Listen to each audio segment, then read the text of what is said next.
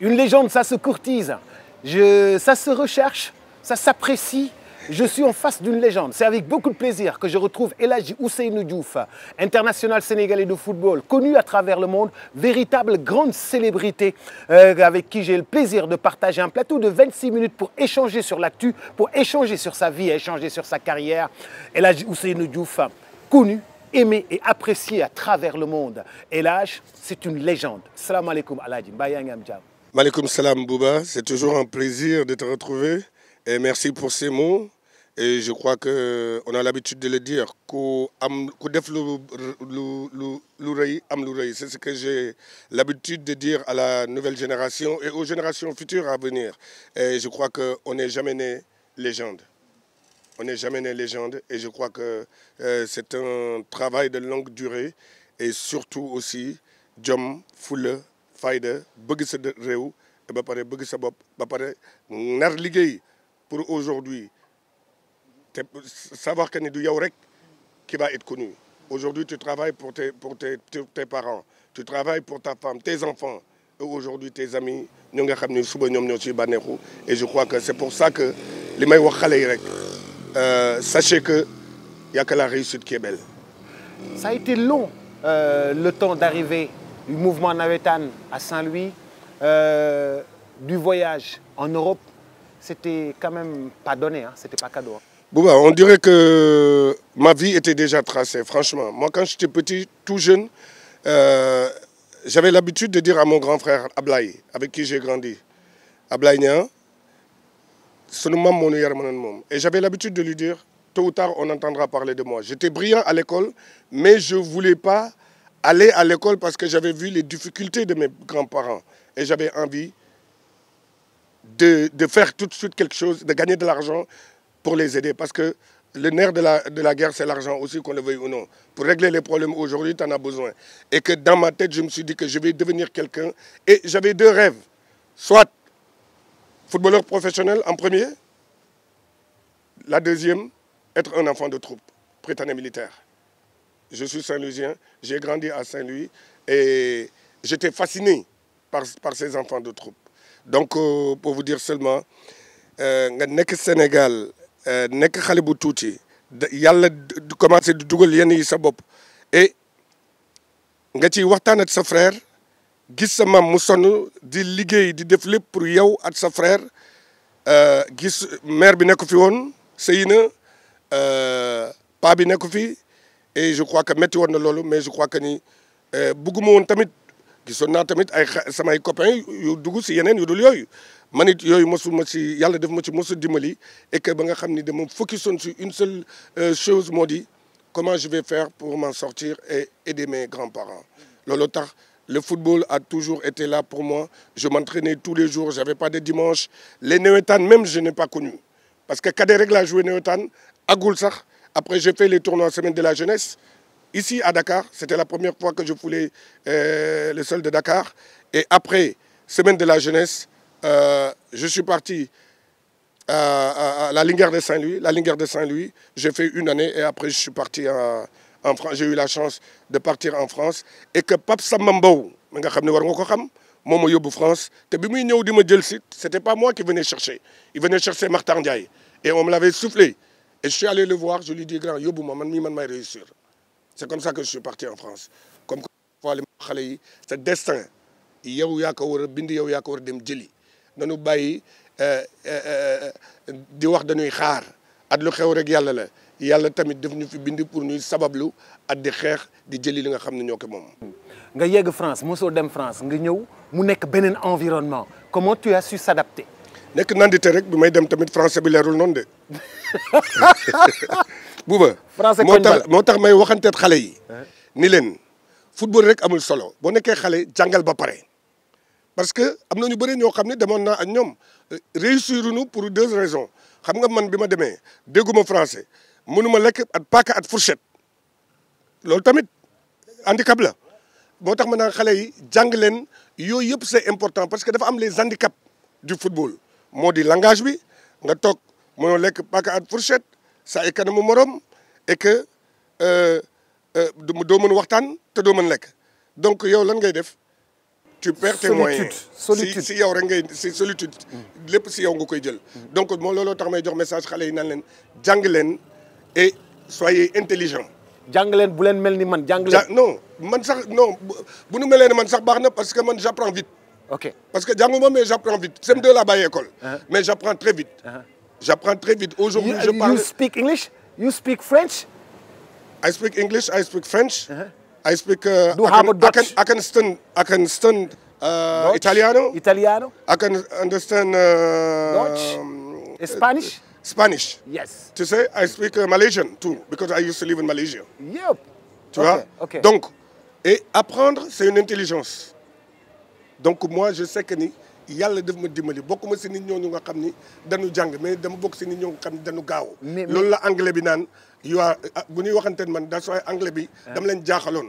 bu ñuy waxanteen man dañ naan this guy is so fast man is so rapide. kii affaire am dafa gaaw quoi waaw. ak lépp lu mu mën mais yegg France mënoo wax français dugg ci club mënoo lekkee fourchette mënoo waxtaan ak gars yi amoo ay xarit mais ba pare war a adapté wu.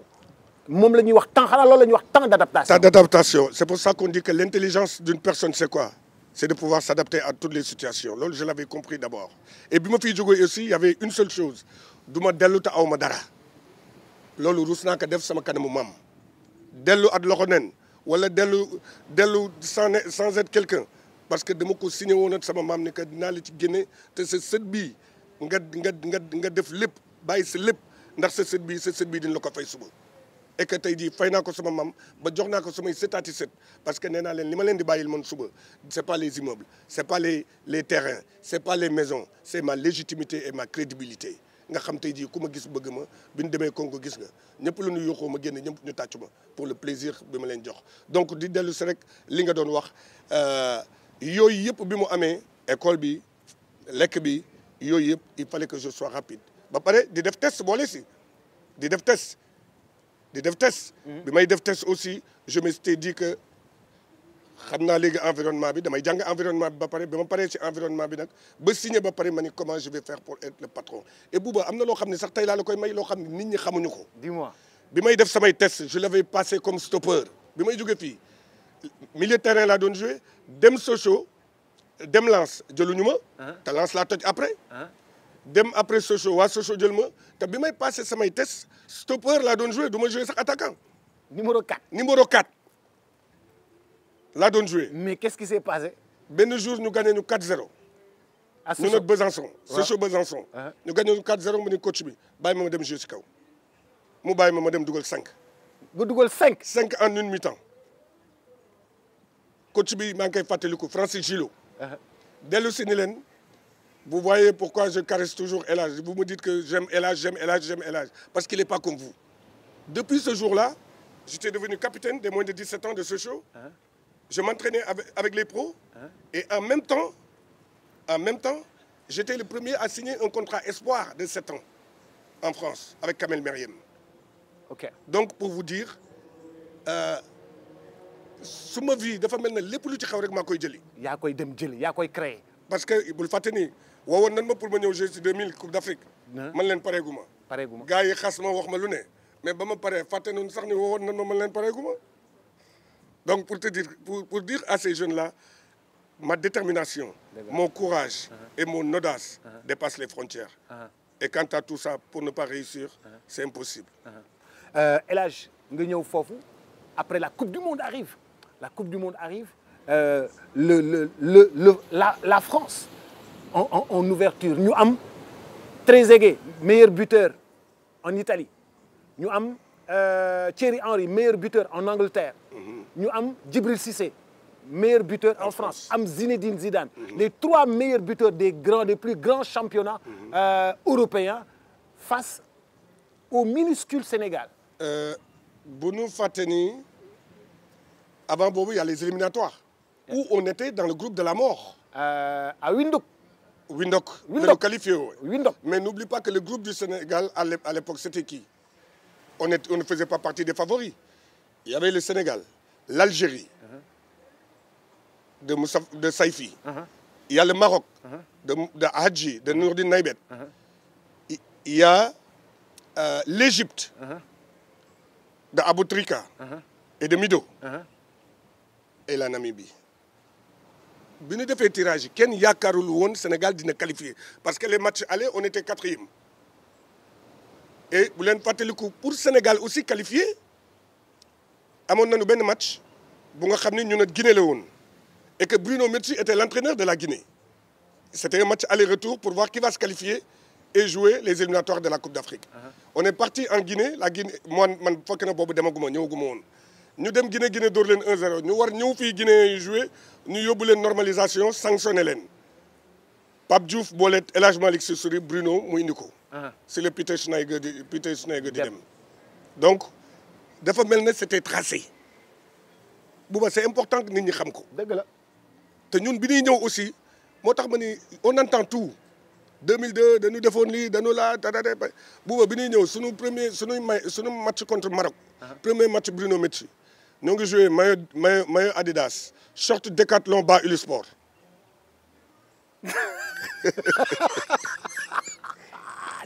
sama àdduna ngi yàqu. ñu ñëw accéléré. maillot Adidas déggu li ma wax maillot Adidas. waaw. bas Ulysport. Short Décathlon. Short Décathlon. Bruno dafa jaaxle. mais Bruno ni ñu les gars faites attention ne vous inquiétez pas lépp dina ñëw. On va passer par là, mais ce match-là est déterminant pour votre carrière. Ok. Ñu dem foofu tu te rappelles on gagne 1-0 sur le but de Ferdinand Coly mbëkku Ferdinand Coly bi gars yi ni dugul. Ok. ñu reste 3e. ñun leen Dakar ñëpp la ñuy dóor ñu ñëw Dakar benn match ñu leen def contre l'Égypte après li si des yëpp ñu déroulé. Et j'étais le 2e, c'est là gagné son premier ballon d'or, 2e meilleur buteur de la Coupe du Monde, Coupe d'Afrique. Derrière Bakayoko qui avait marqué 10, eux ils se sont pas qualifiés et nous on s'est qualifiés. Et je gagne mon premier ballon d'or. Bakayoko Côte d'Ivoire, non? Waaw. Donc Bouba. Lens jëluma woon. ba ma fa njëkkee dem à l'âge de 14-15 ans. man leen garaawul képp ku ma def lu kii rek di nga ko gis. dinaa ñëwaat. Sénégal gii sax dam lay wax. à moins de 15 ans dañ ma dàqoon ni ma Yacine Mar moo doon sama entraîneur. mu ni ma non yow pareego il faut nga demaat defaruwaat tata xam nga. mais li mu waxoon tam dëgg la pareegu ma woon. ok parce que ku tal xiif di nga tal daw ay. ku xiif mënoo fubal. ku xiif mar mënoo sax jàngee école. waaw ku xiif mënoo jàngee mënoo def dara. waaw yaa ngi dégg. sama maam ne ma ku xiif gore di. donc pour vous dire seulement. yooyu yëpp ren ma dem ren. am fa accident de voiture waa ren bëggatul ma. ñu prêté ma Lens ma dem Lens toj waa ren ni dañ may jëlaat man leen non du ma dellu si comme que yéen gox ngeen ba pare naa ci yéen. ma demaat Lens tojati Lens. yóbbu leen Champions League. ñëw éliminatoire nekk meilleur buteur Lens éliminatoire Coupe d'Afrique Coupe du Monde. ñu dem ñu dugal 14 sur les 14 buts je marque les 9 ñu dem Coupe du Monde bi ñu àggee Coupe du Monde aussi. D'abord am na Coupe d'Afrique avant la Coupe du Monde. oui Mali 2002. Mali 2002. Ouais. Mali ñu ni mooy sunu entraînement pour Coupe du Monde. minimum final. ñun Bouba dañ doon wax muy am ba pare détermination bu ñu ci doon boole dañu àgg Mali teg sunuy bagage Bruno Bocandé woon ñu ni final rek ngeen di final rek ay tax ngeen génnaat fii hôtel bi hôtel Moribo. ñu ko mos fàtte parce que loolu équipe bii loolu laa gis ci ñoom leur détermination. leur envie équipe bii nii loolu laa gis ci ñoom. sans panique. Ouais, mais raconte-moi un peu 2002. 2002 ñu dem Mali. Non après le Mali la Coupe du Monde. parce que Zinedine Zidane se blesse 5 jours avant. Coupe d'Afrique la ñu joué ba pare. ñu dem Sénégal mosul dem coupe finale. ñu ni tey jii la ñuy bind lu nga xam ne mosul am dañuy dem finale. ñu ñëw dem finale. gis ngeen ni mu demee. on a perdu au tir au but. Grawul. devant le Cameroun. Grawul. de Rigobert Song. De Rigobert Song, de Samuel Eto'o, la grande équipe du Cameroun. Ouais. L'une des plus grandes équipes du Cameroun. Oui. Mais Grawul. ñu yóbbu ko tir au but. ñu yóbbu ko tir au but. léegi ñu dem Coupe du Monde. mais Coupe du Monde man dans ma tête. parce que n'oublie pas que le football c'est un sport collectif pratiqué par les gens les plus individuels. Commençant par moi. Et comme nag maa gënoon collectif tamit ñëpp. parce que passe sax moo ma gënoon def passe décisif moo ma gënoon dugal. donc ñu dem Coupe du Monde bu ñu demee Coupe du Monde ma ni fii nag la ñuy xamee ni doomu Njuufa bi ak surtout Fagaye Fall bi. tey la ko adduna bi yëpp di xam par force. hormis le match da nga amoon beneen affaire ci biir. Non, c'était un match dans un match. Ok c'était la revanche de quelqu'un qui yoo xam ni dafa sonn dans sa vie dafa sonn jaar fu sori ba yegg si fii mu ne tey laa am Mondiovision addunaa ngi seetaan tey rek laa am ce 6 heures du matin là fii ci Japon. mais Bouba gor gu xalaatul loolu. bis bu nga xam ne tey jii. t'as que 90 minutes. pour que le monde entier. ñëpp kër goo dugg moom la yow la ñuy wax. yow ñu jox la opportunité bi. mais boo ko deful excuse-moi. boo ko deful tu mérites pas d'être une superstar. Ouais. donc man c'est ça qui était dans ma tête de se dire que tey jii Zidane mi taxaw nii di ñu seetaan. il va être fan de moi. il s'est blessé 5 jours avant. il s'est blessé 5 jours avant. et que je crois que dégg nañ lu nekk. c'était les marabouts c'était ceci cela mais ñun bi ñu ñëwee la ay sangu jeex équipe nationale. parce que samay première sélection daan sangu di def suñuy aada yéen ma sax 5 heures du matin jox ma benn nag ni ma yóbbu ko si benn silibi yoon nag bi xaw nañu rey.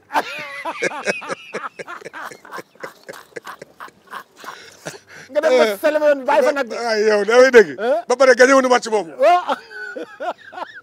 ba pare gagné wu ñu match boobu. non loolu neex na. mais ba pare dañu daan sangaloo ba nu soj. ngeen ñëw bëgg football mu waaw tëye. yow loolu dafa waaw yow. ngeen jël yëpp sànni. mais anecdote bi ma lay jox ndeysaan jëm si yàlla Demba Sall ña. ndeysaan grand dirigeant. un des plus grands dirigeants que j'ai connu pour ce football. xam nga dañ naan balaa ngay dugg si benn néeg da ngay sotti ndox mu sedd pour seytaane bañ ci dugg. Bruno ma ngi sol costume bu rafet bi Demba di si xëpp rek këpp gës tubéy ji rek di ko mais c'est quoi ça. coow li ni kur. mais ce match là de 2002 là où Trezeguet a dóor ci poto bi dóoraat ci poto bi dóor sama góol bi nu mu tudd sama copain Tony génne. mais on aura tout vu on est frisson yëpp dund nañ ko El Hadj. ouais mais xam nga lu tax. c'était un grand match. et que su ma la waxee am na li gën graaw si match boobu doo gëm. dis-moi. defe naa ne joué nañu ba match bi jeex amuñu corner. Sénégal amuñu corner. amuñu corner. wala booy am corner benn corner ngay am si match bi. donc pour te dire que ce match là xam nga lan la woon. c'était un match où aujourd'hui le président Ablaye Wade bi mu ñu woowee dafa ni leen j'ai nommé des ambassadeurs yu nga xam ni man mii si ñu doon waxal ci laa bokk. nommé naa ay ambassadeurs yoo xam ne mën nu yóbbu turu Sénégal fi ngeen ko mën yóbbu. Wade savait parler. El Hadj. je compte sur toi fiston. ndeysaan. yaa ngi dégg. jox nañu lépp. defal nañu lépp lu nu bëgg. et aujourd'hui lan moo si des. aujourd'hui il faut que tey jii man xamoon naa ni sama yaay day dem marché. samay mag dañuy génn. am naa ay mbokk am naa ay fan. ñooñu ñëpp nag laa doon fajal boo ñu gàtte footballal. pour wan ni leen ne tey jii fu ngeen génn yéen ay bos. man aw ma woon opportunité boobu ndax damay football delluwaat. hôtel. mais ñoom laa doon rendre fier. ndax éducation bi ñu def ci man. ndax amour bi ñu ma jox. ndax yaakaar bi ñu am ci man. et ce jour là rek laa leen mënoon fay. relance la preuve sama maam. sama maam Mère Fagay Fall. yàlla na suuf sedd si kawam. sama maam Mère Fagay Fall mi may wax. bi ma dellu see coupe du monde bi. fekk na ma ngi xaw di naax tuuti. mu gis nit ñu bëri ñëw teer sama kër. mu ni waa ñii lan fiy dem ngeen tey moo fi xew wala lan moo fi xew.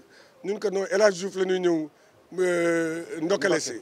mun leen kan mooy El Hadj Diouf ndax moom Ousseynou la ma xamee woon. ndeysaan. Ousseynou wala mu ne sama wëcci wëndeelu bi. waaw sama wëcci wëndeelu rek. da nga daan wëndeelu rek. mu ne sama wëcci wëndeelu bi mooy El Hadj Diouf kan ma ko tuddee El Hadj Diouf. kii ñu tuddee ko Ousseynou Diagne maamam bi. yaa ngi dégg pour vous dire rek. et je crois que moi c'est ce plaisir là qui est important at loolu lépp plaisir bi gën mag mooy at samay doom. su ma demee fenn ñoon ma papa mais papa franchement papa partout où on va tu prends des photos et que ils sont fiers de leur père et c'est ça qui est important. Relance de Tony Silva, récupération Omar Daf, Salif Diao, El Hadj Diouf, Balbi, excellent. Tu déposes Marcel Desailly, qui contrôle comme un tour de contrôle dans ce football français. Un défenseur géant, fort, puissant, super puissant. Comment tu l'as dépassé, tu l'as laissé là? Oui, mais je crois que Bruno dafa meloon na visionnaire la woon. Parce que on avait travaillé sur des contre-attaques pareil. Et Bruno disait que El Hadj ne pouvait pas marquer ce but qui va nous faire gagner. Il n'y a que Salif ou Pape Bouba, un des milieux de terrain. Vous allez, quand El Hadj a la balle, El Hadj, fais ce que tu sais faire. Parce que 2 contre 1, 3 contre 1, tu sais dribbler, tu vas vite, vas-y, fais ce que tu sais faire. Et dès que j'ai dribblé le bœuf, Desailly, je vais vers le bœuf, je vois qu'il trébuchait, je l'attaque, et d'un seul coup, je me dis, je vois Bouba. Entre les deux, je centre fort devant les buts. Okay. Qui est là, qui n'est pas là, c'est celui qui est pas là qui est tort. Qui a tort. Donc, je centre fort devant les buts, il y a le dimbali-nu, ça revient sur Pape Bouba, et il marque le but. Machallah. Yoonu football rek laa def. Yoonu football. Yoonu football moo di je fixe, je dribble un, je fixe l'autre, et je mets la balle devant la surface de réparation, et que Pape Bouba est arrivé. 2002, c'est fini. On remporte la Coupe d'Afrique des Nations avec Sadio Mané et sa bande. On va vers une Coupe d'Afrique des Nations. Mais El Hadj, tu fais de l'actu. Tu as été à côté du président Macky Sall. Tu l'as accompagné, tu l'as soutenu. Le régime a changé. Ken gisul da nga toog à part dans le football. Mais le nouveau régime, il faut que tu sois à leur côté. Non, je le dis ou je le redis. Le régime, bu fi mën nekk, El Hadj Diouf travaillera pour le Sénégal. La preuve, je suis invité le 30 pour Assemblée générale au CAF bi Congo. Je représente le Sénégal. Man lenn ma ñor c'est le Sénégal. bu suba mën nga dem élection mën naa bañ ànd ak yow ànd ak keneen mais soo gagné xamal ni Sénégal moo ma ñor. Ce régime-là, je suis leur premier ambassadeur par A ou par B. Parce que là où je peux les représenter, mën ñu fa représenter seen bopp. Man Sénégal moo ma ñor, je suis un Sénégalais. Et que li ma defal dëkk bi si bànneex maa ngi koy ñaanal régime bi defal ko dëkk bi ci bànneex. Toppatoo ndaw ñi. liggéey dëkk bi. dëkk bi naat dëkk bi neex. Sénégal jëm kanam. loolu rek laa leen di ñaanal. Fédération bu bees c'est chic. lépp ngi dox mais match bi passé on a eu tous les problèmes du monde à organiser dans Dakar. lequel match bi passé. mooy bi passé contre Soudan du Sud. contre Soudan du Sud. Oui. il faut nag Bouba ñu xam ni fédération bi ma ngi doogay ñëw. Ouais, mais affaire dafa war a huiler. mënuñoo jënd ay loge 50 000 te mënuñoo dugg ci stade bi. Bouba je suis d'accord avec toi booy xool sax le président def na communiqué. Ouais. jégalu. Ouais. am na wala amul. am na kay. donc pour te dire que ni passé nañu foofu maintenant match bii di ñëw incha allah man on en a parlé si biir avion bi match bii di ñëw ça va être encore meilleur et les matchs prochains à venir donc di wax rek ni tamit organisation tamit sénégalais yi la sénégalais yi ku nekk dafa war a jàpp ci organisation bi. ah ñun dañuy dem fu ne di seetaani match. mais ànd ak Pape Seck Marseille. ñu ànd ak Pape Seck Marseille di dem fu ne. tu viens de dire quelque chose seetaani match. waaw est-ce que da ngay dem pour supporter ji. non damay dem supporter ak seetaani. non seetaani supporter du non su ma demee Marseille PSG. damay seetaani. waaw supporter ji wu ma. waaw su ma kan moo la fa yóbbu. Pape Seck. non Pape Seck ngay dem seetaani. non Pape Seck laay àndal. waaw koy dem seetaani. ku may dem kan seetaani ngay supporter. non man Real lay supporter man sa match yooyu enjeu bi daf may neex mais man Real lay supporter. Bouba léegi may naa la ko yow. supporter bu ngand nga. waaw léegi nag sénégalais yi nga xam ne samay xarit lañu. samay mbokk lañu samay lépp lañu. mënoo wax nag ba ni ñoom ay supporter lañu. supporter wuñu. non parce que dañuy Bouba seetaan si. nanu ñëw waaye stade bi di neex parce que avec ces jeunes là. quand on a le stade est plein le spectacle est encore meilleur. ouais. crois-moi. ouais. on l'a fait avec l'Égypte. mais bu na benn match boobu dañoo supporter ñaari match la de. boobu ñaari dañoo match supporter. man bi ma xamee football ba léegi ñaar la ñu supporter. waaw. Égypte et Maroc. tu te rappelles le Maroc. waaw. pour notre qualification. Ouais. donc dama bëgg ñu koy def tout le te da nga temps. bëgg gars yi bàyyi seetaan di ñëw di supporter. le Sénégal c'est un pays de football. Comme- bu jaree sax xoolal ñuy ñaan. di def match bi heure bu gars yi di pare liggéey. nan ko def. mais le Sénégal c'est un pays c'est une institution du football maintenant. stade bi dafa war di fees mu nekk fête et di wax président bu bees bi nanu may xale yi sax ay concert avant les matchs ñu jël ay woykat yu xarañ ñuy ñëw di show wala di def ay spectacle. La culture et le sport vont ensemble. Ah, mais non loolu président fait loolu def naa ko ci proposition bi ma defal Ablaye Fall sa match bi passé. mais loolu man dinaa ko appuyer loolu kay. man defal naa ko proposition match bi passé. dafa waroon am spectacle. dégg li ma wax. Ablaye ngi doogay toog. waaw lu bëree lu nga xam ne bëgg na ko ci yokk. parce que bu nu fàttali ko macha allah Augustin Senghor li mu waroon def yëpp def na ko. macha allah il a été énorme. Augustin un très grand président. léegi nag fi mu teg baar bi. nañu jàppale Ablaye Fall mu yëkkati ko. yóbbu ko feneen keneen tamit ñëwati jëliti ko yóbbu ko feneen. baar bi daal bu mu wàcc. El Hadj noo gisee Sénégal Tanger. Sénégal Tanger lenn rek gëm naa ni sunu gaynde yi at li ñu wan au Congo.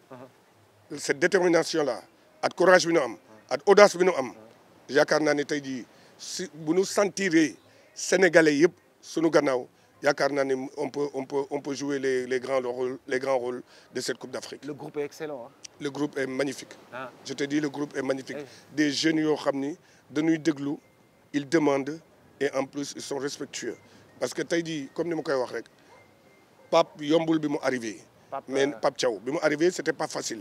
mais je crois que son discours a été excellent et les joueurs réceptifs déglu ko ba pare nag ànd ak moom respecté ko xam ni tamit dañ ko respecté en tant que lion d'abord c'est leur grand frère bu fekkoon armée la bu ñu rombee dañuy toj. parce que ñoo leen si jiitu. yaa ngi dégg je crois que ni ñoom it ni ñu gis tey jii ñuy def ñoom it suba place bi ñu yor tey jii ñoom Sadio ñoom Idi. ñoom Kouly ñoom Mendy ñoom ñoo ko moom. parce que Tony moo fi nekk man Lamine Diatta ainsi de suite et je crois que ñun tamit nekkaluñ fi suñu bopp rek dañ fi nekkal képp ku nga xam ni international de football sénégalais nga.